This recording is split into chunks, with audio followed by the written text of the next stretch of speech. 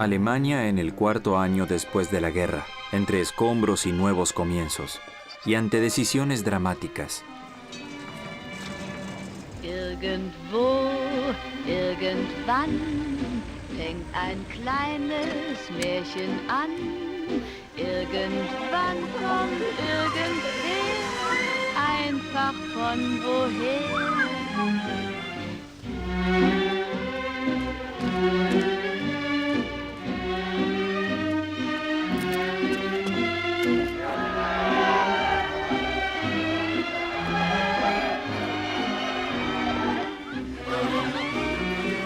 Irgendwann, irgendwie wirst du glücklich wie noch nie. Irgendwie und irgendwann fängt auch die große Liebe an.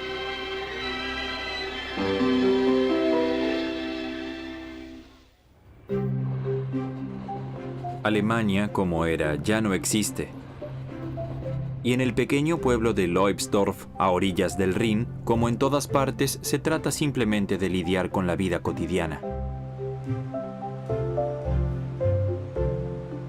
No había nada que debatir ni nada que pensar demasiado. Hoy les cuento que si había un piano en medio de la calle y pasábamos por allí, simplemente preguntábamos a dónde había que llevarlo. Se lo cargaba y se lo subía a donde fuera. Heinz Schwarz es activo en la Juventud Católica. Lo decisivo era hacer algo, organizar juegos de campo, seminarios por las tardes, estudiar. Estaba claro que nosotros también queríamos tener poder de decisión en algo. El pastor anima a los jóvenes a mirar hacia adelante, a tomar las cosas en sus propias manos. Heinz Schwarz ya ha tenido experiencias con la política, malas experiencias, como un niño de las juventudes hitlerianas, como millones de otros jóvenes también. La primera pregunta para mí y para mi generación no fueron los nazis, sino ¿qué podemos comer? ¿Tenemos un techo sobre nuestras cabezas? ¿Cómo enfrentamos la vida cotidiana? Eso era lo primordial, y se mantuvo también como tema principal en el debate político por un tiempo. A principios de 1949, otro joven de las antiguas juventudes hitlerianas regresa en tren a Alemania del cautiverio soviético. Los soviéticos lo han inspirado para una nueva visión del mundo. Hans Modrow ha perdido su hogar en Pomerania. Su familia está destrozada, pero él tiene un deseo ardiente. Quieres enderezar las cosas y compensar, porque pasé mi cautiverio en la Unión Soviética, en la zona de Moscú, donde habían cambiado los frentes. Y vi literalmente la palabra tierra quemada. Así que corté madera en el bosque para que se puedan construir casas nuevas. Su hermano vive en Hamburgo, pero él va al sector soviético de Berlín. Aquí quiere ayudar a construir una nueva sociedad. Entendí que eso no debía repetirse. Había experimentado la guerra y el fascismo. Eso no es vida. Por eso estaba tan claro para mí que quería una nueva Alemania. Pero la idea de cómo podría llegar a concretarse no estaba clara en absoluto. Primavera en Múnich. La estatua gigante de Baviera mira sobre el amplio campo de Theresienwiese. En el fondo, la Frontierke. Y en primer plano, el Prado del Festival, que este año vuelve a llevar su nombre con cierta razón.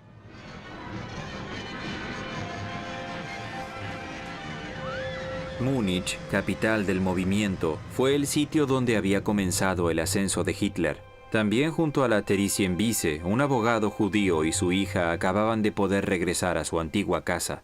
Fritz Neuland escapó del Holocausto. Su hija Charlotte lo sobrevivió escondida en el campo. Para mí fue increíblemente importante saber que con seguridad no me iba a quedar en Múnich. No quería volver porque no quería encontrarme con las personas que nos habían hecho eso. Algo que jamás habría podido imaginar. Una mirada a Múnich. Hay vida y actividad en las calles nuevamente. Aunque todavía hay ruinas, en cuanto los medios están disponibles, las calles y plazas se limpian y se reconstruyen en todas partes. Heidelberg se ha librado en gran parte de la guerra. Como siempre, la universidad es el punto central del casco antiguo y está repleta de estudiantes. Uno de ellos es Günther Domen. Él ha estado en la guerra y ahora está comprometido en la autogestión estudiantil. Fue una vida como hoy no te la puedes imaginar. No había calefacción, ni siquiera en invierno. Pero de todos modos, como soldados, ya estábamos curtidos. Pero la situación es dramática. La mayoría de los estudiantes no tienen suficiente dinero para la comida, la vivienda y los libros, y se planea cerrar la universidad. Y entonces hicimos una huelga contra el cierre de la universidad y luego organizamos una acción de estudiantes que ayudan a estudiantes. Todos dan una mano.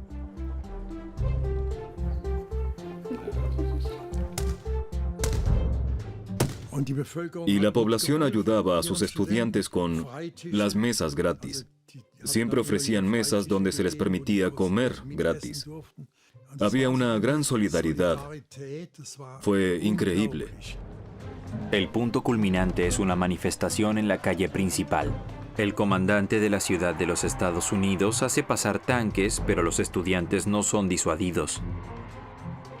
Había una gran determinación. Era muy regocijante que algo así funcionara. Y esa era la democracia que teníamos en mente, la que amábamos y por la que nos comprometíamos. En la primavera de 1949, Alemania es un país dividido. Dividido por la mitad, en este y oeste. Eso se siente especialmente en el río Elba. Durante 2 horas de la tarde del domingo, las autoridades de ambos lados de la frontera interalemana se olvidan de las leyes. Hay un feliz reencuentro, novedades familiares y a veces incluso también alguna broma sobre la frontera. En 1945, las 4 potencias victoriosas habían dividido a Alemania en zonas de ocupación: la norteamericana, la británica y la francesa en el oeste y la soviética en el este, y Berlín en el medio de la zona soviética igualmente dividida. El éxito de Carnaval de 1949 es la canción de Trisonesia, el himno no oficial de las 3 zonas occidentales que ahora trabajaban en estrecha colaboración. Los vencedores nunca han podido ponerse de acuerdo sobre una política común en toda Alemania. Ahora las potencias occidentales envían a los trisonesianos en su camino hacia su propio estado occidental separado.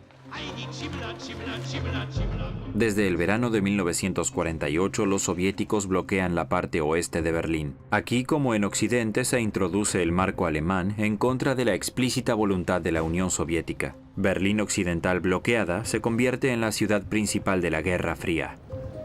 Gente del mundo, pueblos de Norteamérica, de Inglaterra, de Francia, miren a esta ciudad.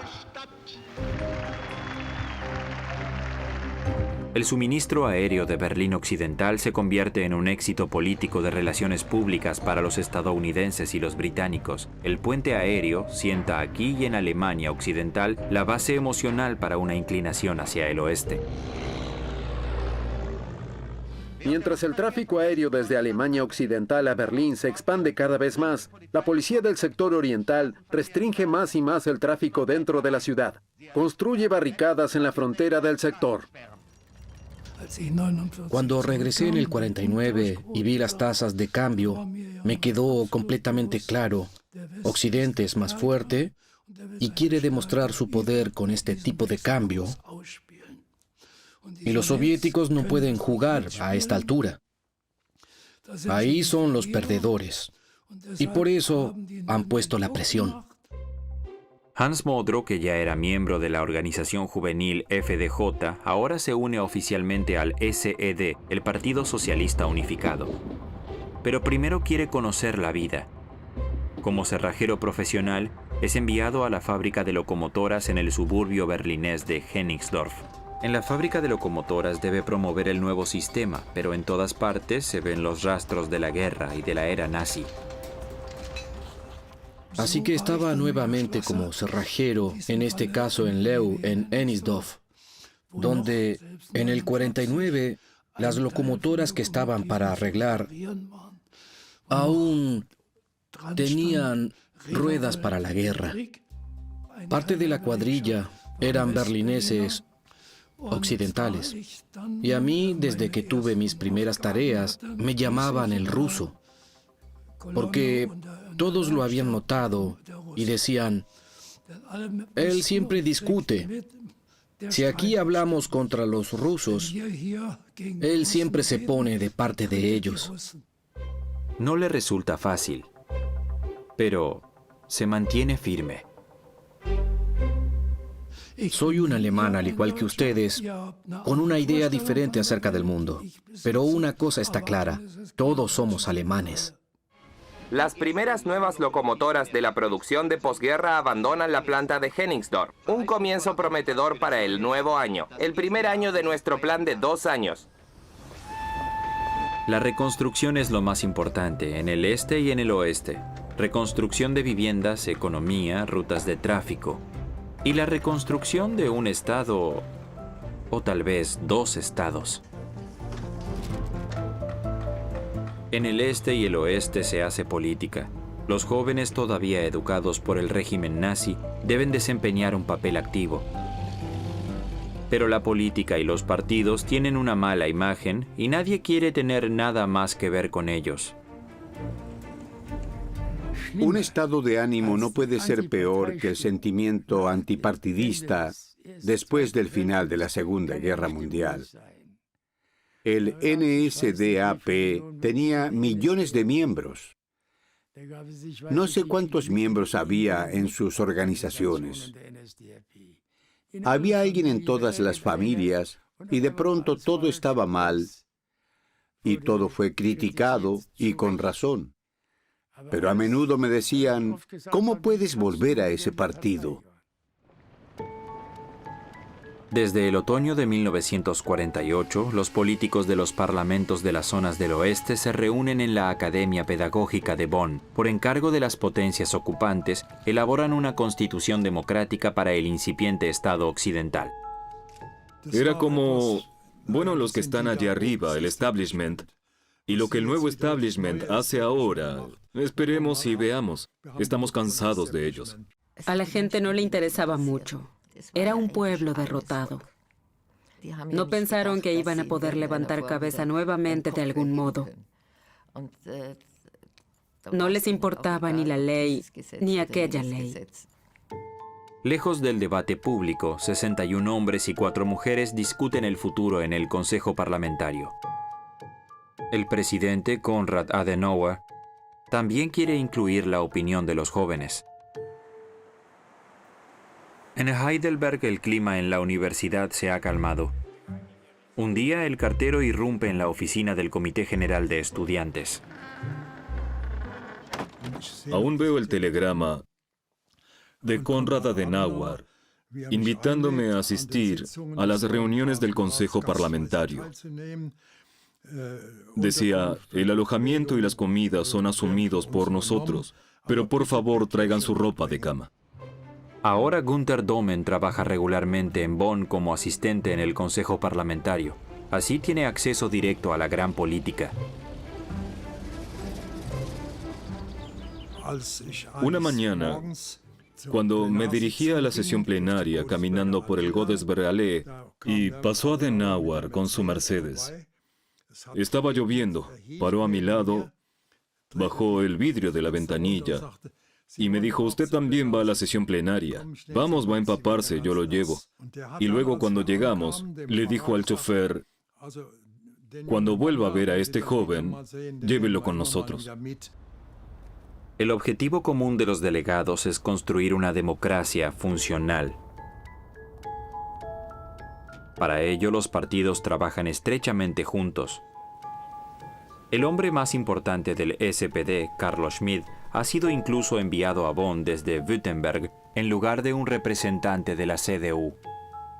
No había hostilidad política o partidista, salvo con el KPD. Cuando Reimann El entonces líder del Partido Comunista subía al estrado, se armaba un escándalo. Siempre hacía discursos provocativos, en una jerga muy ideológica, y fue rechazado. Especialmente por las potencias ocupantes. Los británicos incluso hicieron que Max Reimann fuera temporalmente arrestado. Existía un fuerte miedo al comunismo, al este, especialmente entre las muchas personas que habían venido del este. Ellas ya habían experimentado el comunismo y huyeron de él. En la Mühlstraße de Múnich se establecieron organizaciones judías de ayuda y en torno a ellas un gran mercado negro en pequeños puestos y tiendas. Sobrevivientes del Holocausto provenientes de Europa del Este que esperaban viajar a Israel o a los Estados Unidos vendían parte de las raciones que habían recibido en los campamentos de tránsito. Los ocupantes norteamericanos hacían la vista gorda. Era una vida judía muy activa, casi una little town, diría yo, con restaurantes y sinagogas. Era como un pueblo judío con, por supuesto también, muchos pequeños puestos donde la gente negociaba. Y mucha gente, no solo judíos, venían a comprar algo que de otra manera no conseguían. Eso le hizo bien a la gente, que de este modo tenía la posibilidad de ganar algo. Irgendwo, irgendwann fängt ein kleines Märchen an. Irgendwann kommt irgendwer, einfach von woher. A pesar de que en 1949 la vida en las zonas occidentales sigue siendo dura, la gente quiere volver a divertirse. Pero el pasado todavía está muy cerca en todas partes.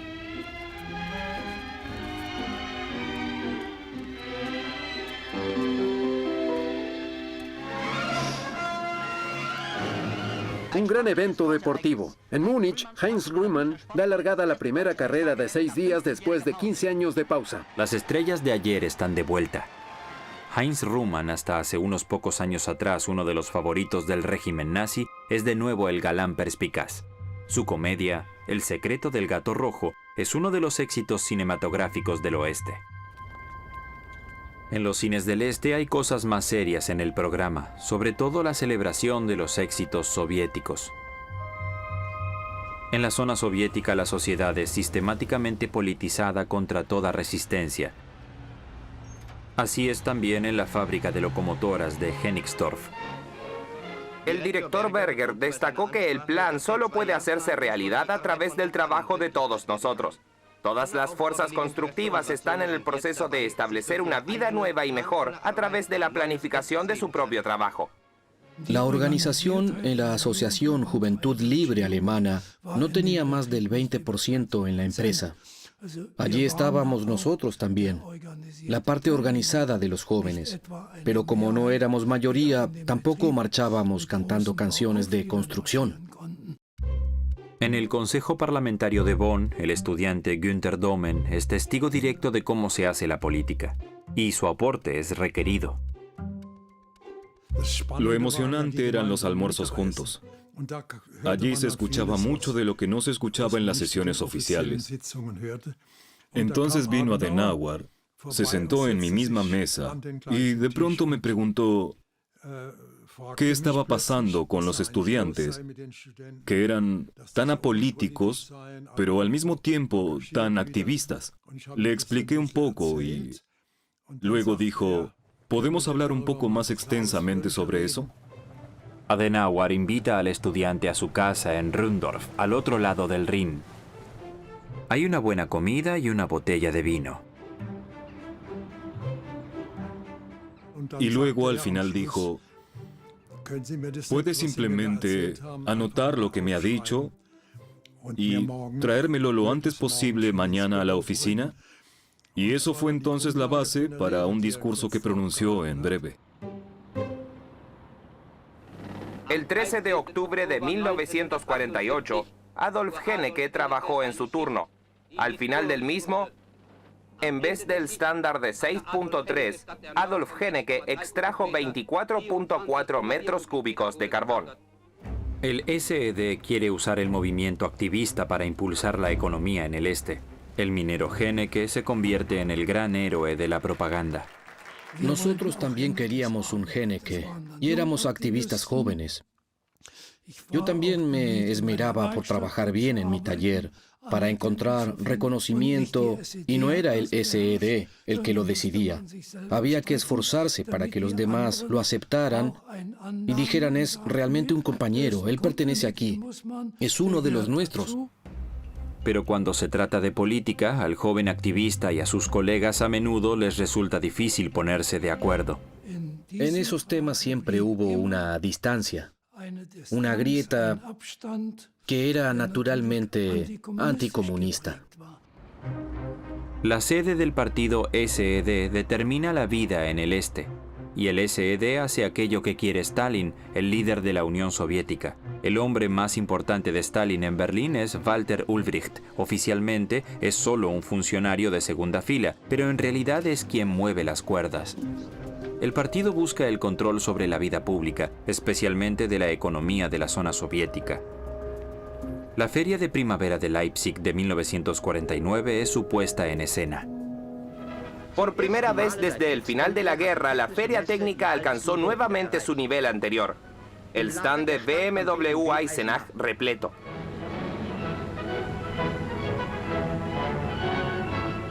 El BMW deportivo de 2 litros de 80 HP, un sueño en azul. Y el auto deportivo de 130 HP para espíritus aún más rápidos, con 3 carburadores. Una delegación de la fábrica de locomotoras de Hennigsdorf también viaja a esta feria, seleccionada según criterios políticos. Y en la dirección del partido siempre estuvo el debate. ¿Llevamos a este o a aquel? ¿Hablará a favor nuestro o en contra? Durante un año, el SED intenta contrarrestar el creciente alejamiento entre el este y el oeste con una gran campaña por la unidad y la paz justa. Se supone que el Congreso del Pueblo en el Admiralspalast de Berlín representa a todos los alemanes, pero en realidad se manipula su composición, y en todo lo que el este exige, en el fondo es Stalin quien sigue siendo el hombre decisivo.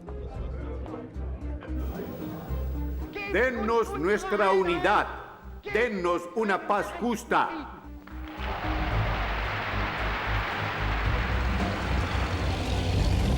Berlín Occidental todavía está bloqueada por los soviéticos y debe ser provista desde el aire. El ambiente en toda la ciudad está cada vez más candente. Íbamos a Berlín Occidental y cantábamos "Ami Go Home". Entonces nos perseguían, pero nosotros estábamos convencidos de que aquellos que a nuestros cánticos de "Ami Go Home" en la estación de tren nos perseguían, eran quienes generaban la grieta, los que nos querían separar. En el cuartel general de los Estados Unidos en Frankfurt, hace mucho tiempo que se han despedido de la idea de una Alemania unificada. Los aliados occidentales quieren la fundación del Estado occidental en sus términos. Para los políticos alemanes no es una tarea fácil. Después de meses de negociaciones, el Consejo Parlamentario finalmente llega a un acuerdo completo en Frankfurt sobre la ley fundamental de la futura Constitución de Alemania Occidental. Todas estas idas y vueltas con los gobiernos militares. En las sesiones oficiales, esto fue discutido con un velo, quizá con sugerencias, pero no abiertamente. Primero, porque no querían que le quede demasiado claro a la población, para que no crean que el hecho de haber trasladado la capital a Bonn era algo definitivo. Y, en segundo lugar, tampoco querían hacerles el favor a las potencias ocupantes de darle tanta importancia al asunto. Los alemanes aún dependen de sus ocupantes, pero el presidente del Consejo Parlamentario sigue pensando. Adenauer dijo: hagamos concesiones con ellos y seamos seguros e independientes de este permanente proceso de aprobación de las fuerzas ocupantes. Él lo sabía exactamente. Si no lo hacemos con Occidente, los ingleses, los franceses o los norteamericanos, entonces no tenemos ninguna chance. La única forma de que Alemania vuelva a tener una posibilidad es haciendo concesiones con Occidente. Para mí, Adenauer era el hombre de los norteamericanos. Y por lo tanto pertenecía a la política estadounidense.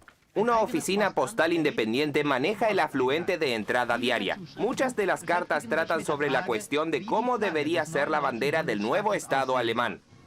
Aquí está el diseño de una niña de 13 años. Un comité de banderas asesora sobre las distintas propuestas. Un Estado federal. Ese es el deseo de los aliados para que el poder central no se vuelva demasiado fuerte. Eso no le gusta a todos los delegados, pero sobre todo los oprime algo más. Muchos diputados se preguntaban si era correcto lo que estábamos haciendo. Tenían dudas, porque básicamente estábamos consolidando la división de Alemania al hacer una constitución solo para una parte del Estado. La Ley Fundamental, no la Constitución, es el nombre del documento que se adoptará finalmente el 8 de mayo de 1949, exactamente 4 años después del final de la guerra. Es una construcción complicada de, se cree, carácter provisorio. Los votos en contra provienen solo de los comunistas y de la CSU. Señoras y señores, con 53 votos a favor y 12 en contra, la ley fundamental ha sido adoptada. Las relaciones entre el este y el oeste comienzan a moverse. El 11 de mayo de 1949, 3 minutos antes de la medianoche en la frontera de la zona entre Gran Bretaña y la Unión Soviética, todo está preparado para el momento en que se levanta el bloqueo. Con la aprobación de la ley fundamental, los soviéticos han puesto fin al bloqueo de Berlín. La división de Alemania ahora parece ser inevitable.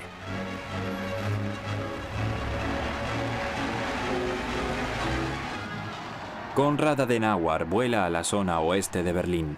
El Consejo Parlamentario está lleno de profunda gratitud por vuestra lucha, por vuestro sufrimiento y por vuestra paciencia, que finalmente nos ha llevado a la victoria. Berlín Occidental respira. La isla en la zona soviética ahora puede volver a ser suministrada por tierra. Los precios en Berlín bajan, las tiendas vuelven a surtirse. El 23 de mayo de 1949 se proclama solemnemente la Ley Fundamental. Los parlamentos de los diferentes estados federados tienen que estar de acuerdo antes de que entre en vigor. Consciente de su responsabilidad ante Dios y los hombres, impulsado por la voluntad de mantener su unidad nacional y estatal. Le precede un preámbulo que se refiere a la unidad alemana. Luego le siguen en primer lugar los artículos que garantizan los derechos fundamentales. En la ceremonia se canta un cántico de iglesia. Aún no existe un himno nacional. Para mí, los derechos fundamentales fueron lo más importante que hizo el Consejo Parlamentario en ese momento. Esos derechos fundamentales fueron el ABC. Si se garantizan los derechos fundamentales, la libertad del ciudadano, la autodeterminación, la libertad de expresión y todo eso, entonces ya nada puede salir tan mal. El Este responde a la fundación de la República Federal con una campaña de propaganda para la unidad alemana y la elección a un tercer Congreso Popular. Esto se convierte en un fiasco para el SED.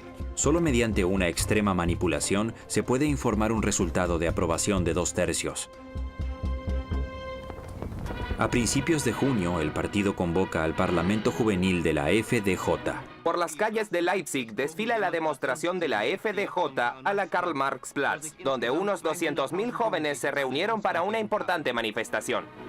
Una y otra vez en Leipzig se pregona contra los que quieren dividirnos por la unidad, pero solo es una acción de retaguardia. Habrá 2 estados alemanes. Ahora el SED intenta salvar su imagen y mostrar cuál es la mejor Alemania. Aparece Ulbricht, se presenta Honecker, hablan de su lucha por lo que está pasando en Occidente. Y todo sucede en una sala de congreso en Leipzig. Y la sala se llama la Sala del Sol Naciente. Con eso también se transmite que el oeste se va y entonces nosotros tendremos el sol naciente.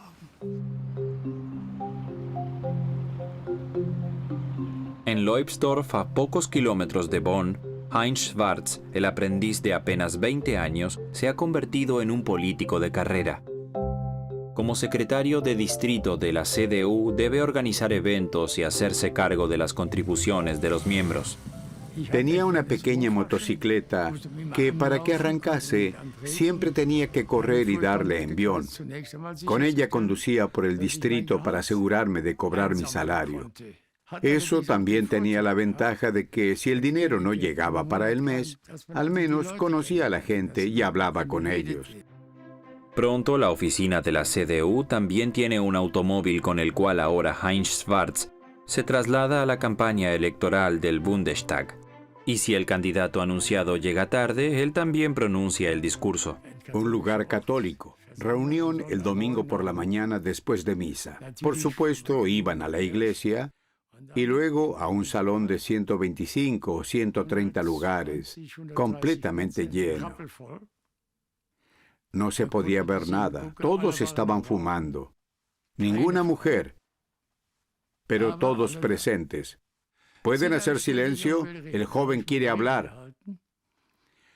Entonces di mi discurso de 50 minutos y se dijo, ahora habrá discusión. ¿Alguien quiere agregar algo? El domingo votamos todos a la CDU, el 80%.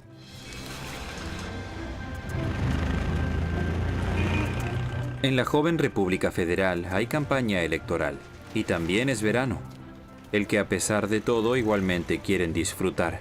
A finales de julio suceden grandes cosas en la escena cultural. En Frankfurt se otorga el premio Goethe a Thomas Mann. Después de 16 años de ausencia, Thomas Mann regresa con su esposa de los Estados Unidos para visitar Alemania. Bienvenido o no, hubiera sentido una mancha en mi vida si solo hubiera rendido homenaje al genio de Goethe, evitando a Alemania.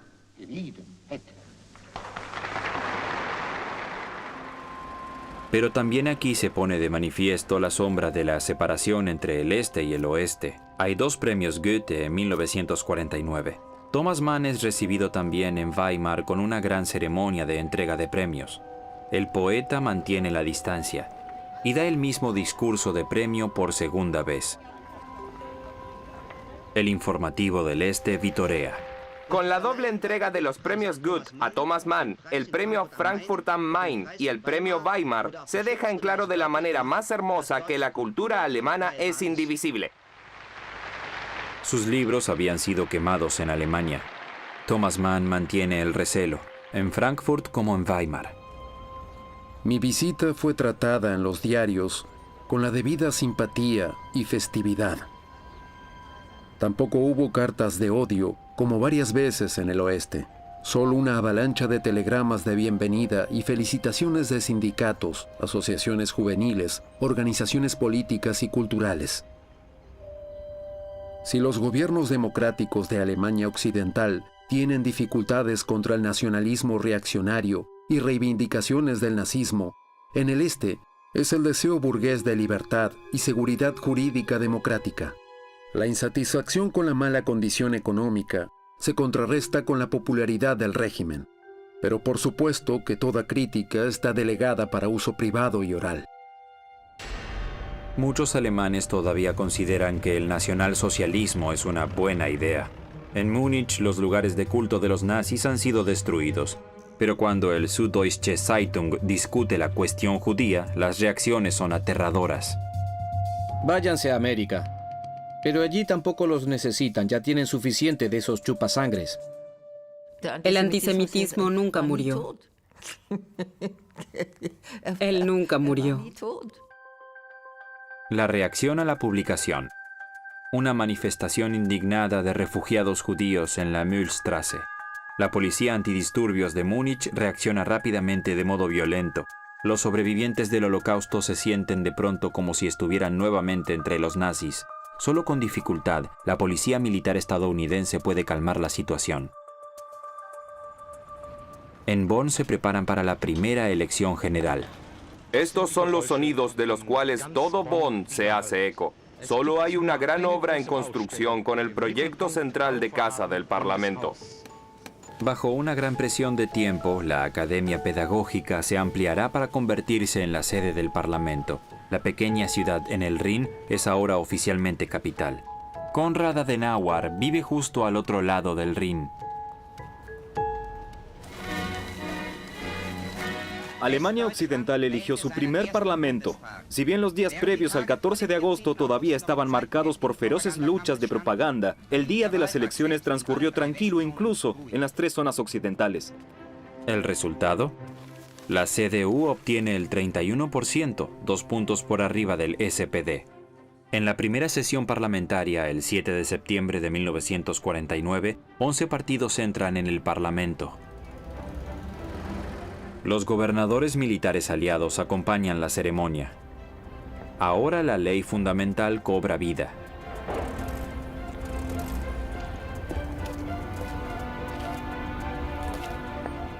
Le sigue la elección del presidente federal y, una semana después, la elección del canciller federal.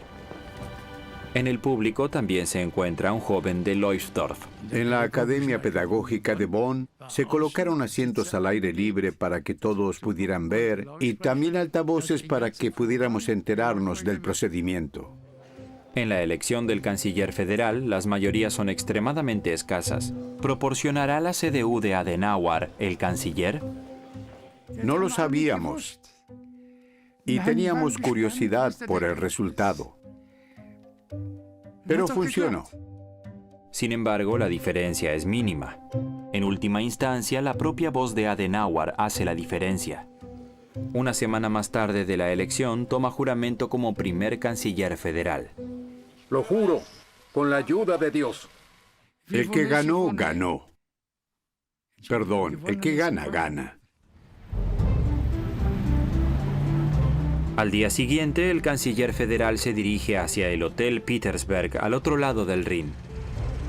Aquí residen los representantes de las potencias occidentales, los altos comisionados. La nueva República Federal está lejos de ser soberana, está bajo supervisión. Eso es lo que dice el Estatuto de Ocupación. El documento es firmado por los 3 aliados y luego entregado al canciller federal. Para ello, los 3 ganadores se posicionan a la misma altura sobre la alfombra y el canciller debe quedar parado frente a ellos. Una subordinación simbólica. Esto no es del agrado de Adenauer.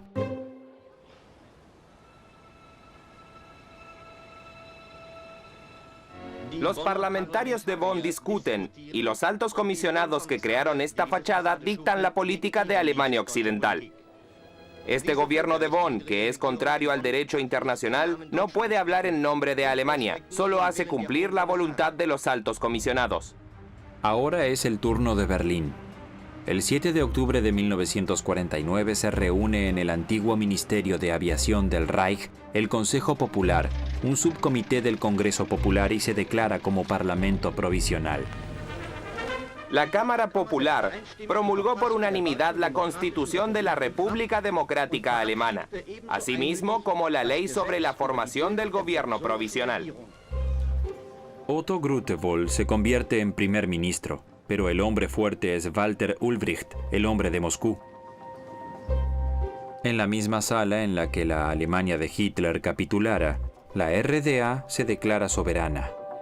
Nos proponemos una decidida lucha contra el espíritu del fascismo y el militarismo, los que han llevado a la gente a 2 guerras mundiales. El gobernador militar soviético está de acuerdo. El gobierno soviético ha intentado constantemente evitar la división de Alemania que siempre profundizó el gobierno títere de Bonn. El gobierno soviético reconoce como legítimos los esfuerzos de las fuerzas democráticas alemanas para tomar la restauración de la unidad alemana en sus propias manos. El SED controla a la RDA desde el principio. Una lista unificada y el sistema bloque hacen que los otros partidos sean superfluos. El líder del SED, Wilhelm Pieck, Es elegido presidente por unanimidad. La delegada más joven, Margot Feist, más tarde Honecker, lo felicita. En la noche de la elección, Erich Honecker, el jefe de la FDJ, organiza un gigantesco desfile con decenas de miles de jóvenes. Recientemente exigían la unidad, ahora celebran su propio estado. El mensaje del generalísimo Stalin fue un importantísimo acto de reconocimiento internacional y culminó con la siguiente oración. La fundación de la República Democrática Alemana amante de la paz marca un punto de inflexión en la historia europea. Sabía que cuando se llegase a un conflicto, mi hermano estaba en el oeste y yo en el este. Esta división cercena a familias. Y ese era también el sentimiento que yo tenía. Ese era el problema para nosotros. ¿Cómo será el futuro? El increíble año 1949 llega a su fin y los alemanes se mueven en terreno inestable en 2 estados alemanes. El hecho de que la democracia en Occidente fuese un éxito y que la división no durara para siempre es entonces solo una esperanza. Hoy todos los alemanes están representados en el mismo parlamento elegido democráticamente. La división ya ha pasado a la historia. El parlamento se reúne en el antiguo Reichstag, allí mismo donde una vez la grieta atravesó el país. El legado de 1949 lleva un mensaje a las generaciones futuras. He vivido en carne propia cuando este país estaba en la ruina y nadie pensaba que alguna vez podría volver a levantar la cabeza. Tienen mucho que agradecer a sus antepasados por vivir hoy en un país donde pueden moverse libremente y tener una democracia incuestionable. Pero una y otra vez tienen que apreciarlo, defenderlo y estar siempre dispuestos a luchar por este país.